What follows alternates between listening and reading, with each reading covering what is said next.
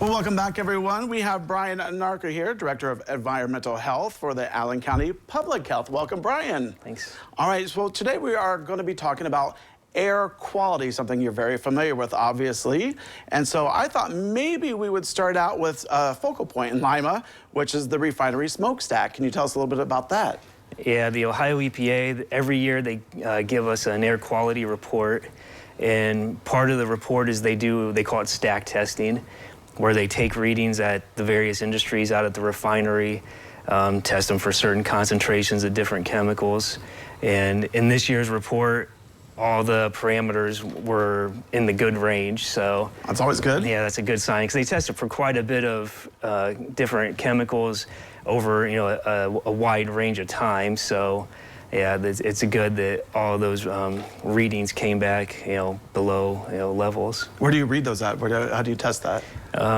The EPA does that work. I'm not sure exactly where, if they're climbing up high. I'm sure they must be, have sensors up high where the emissions are released. Yeah. Right, right. And then, of course, we had those big Canadian wildfires, just recently. So, the pictures that we saw, especially coming out of New York City and such, they were horrendous. And we could actually breathe that and smell it even here in Lima and surrounding areas. You want to talk about that? Yeah, the Ohio EPA, they do have air monitors that measure the air quality continuously out at Bath High School. And that tests for sulfur dioxide, ozone, and particulate matter. And we did see a jump in particulate matter readings this year, and that's directly tied to the wildfires this year. Mm-hmm. Yeah, that makes perfect sense. Yeah. And then, of course, we talk about the air quality for outside and certain steps that maybe we could take to help out with the air quality. I know there's a lot of people, the fall, the leaves are, of course, coming down, and those beautiful leaves, and some people do like to burn those leaves.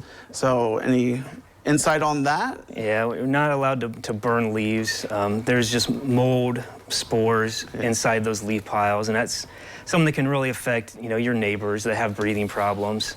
And the same thing with a lot of people want to burn their trash, but plastics, paints, there's a lot of chemicals inside of those things that it just really bothers people that have breathing problems. So just encourage people to think about your neighbors when you're doing things like that. Yeah, definitely. You definitely want to think about your neighbors, especially if they have their windows open on a nice clear day and whatnot. Let's talk a little bit about the ozone. So can you give me a little bit about the ozone, some information on that right now? Yep, and ozone's another one of the chemicals that's monitored continuously out at Bath High School.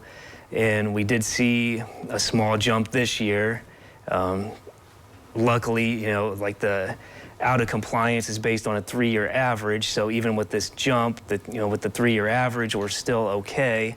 But we just want to remind people that when ozone action days are called, starting in June throughout the summer, to really listen to the recommendations about, not driving at peak hours, not mowing your lawn, not filling up your car during those peak hours.